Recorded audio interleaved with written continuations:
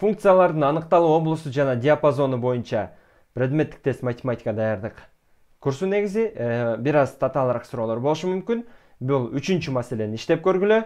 Азыр мен видеону паузага коюп иштегиле, андан кийин мен чыгаргандан кийин жообу менен салыштырасыңар.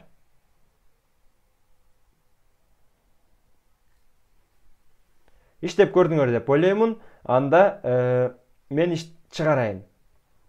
Y барабар 1 минус 1 бөлүнгөн x дейт. Анда муну бул тарапка, y-ти бул тарапка алып өтөйүн. Анда эмне болот? 1 бөлүнгөн x барабар буяка өткөндө плюс болуп өттү да, 1 минус y болот. Анткени y бул жака өткөндө минус болуп өттү. Ошондо 1 бөлүнгөн x барабар 1 минус y экен. Бул деген эмне? Муну бул жака өткөзүп, муну бияка өткөзсөк болот. Анткени кандай кылып көрсөтөйүн? Муну бияка көбөйтүп кылып көрсөтөйүнчү. 1 барабар эмне болот ошондо? 1 минус y көбөйтүлгөн x болот. Ортодо көбөйтүү болгондугу үчүн каалаганды сол тарапка бөлүү кылып өткөзсөк болот. Ошондо 1 бөлүнгөн 1 минус y барабар x деп өткөзүп алсак болот. Демек, x барабар эмнеге экен? 1 бөлүнгөн 1 минус y экен.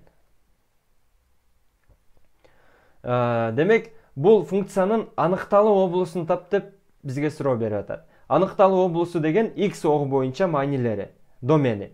Демек, мунун аныкталуу облусу эмне экен? X ордуна кайсы сандар келет? Y 1 болгон учурда гана бул маселе теңдеме чыкпай калат.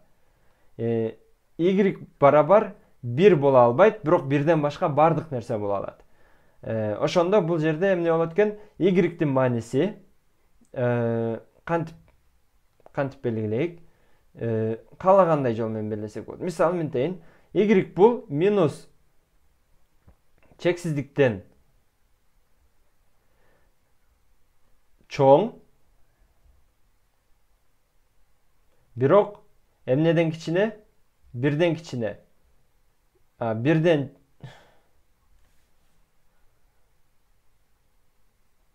түшүнүп кеттим. Так. Анда мындай кылып белгилейинчи. R менен белгилейин.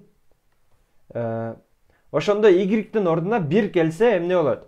1ден 1ди кемитсек 0 болот. 1ди 0го бөлө албайбыз. Эч бир санды 0го бөлө албайбыз. Ал белгисиз. 0го бөлүү математикада жообу аныкталган эмес. Ошондуктан 1ди 0го бөлө албайбыз. Бирок y-тин ордуна 1ден башка бардык сан келе берет. 2, 3, 4, 5, 6, 7. Мисалы ошондо мындай болот. Мунун жообун сыза турчу болсок, макул. Сызып дагы көрсөтүп берейин. Y-тин ордуна кайсы сандар келе алат? Минус 3 келе алат, минус 4 келе алат, минус 2 келе алат, минус 1, 0, 1, 2, 3 боло турчу болсо, дагы жоопту белгилөөнүн мындай бир жолу бар, аны билесиңер. Ошондо мына 1дин ичи бош калат дагы, калган бүт жер толук белгиленет. Ошондо мына y-тин ордуна 1ден башка бардык сандар келе алат дегенди түшүндүрөт. Же болбосо дагы мындай жазсак болот. Y бул чыныгы сан, бирок y барабар эмес 1ге болгон учурдагы бардык сандар, бардык абалды айта алабыз. Аныкталуу облусу эмне экен? Бардык сандар, бардык чыныгы сандар, бирок 1ден башка.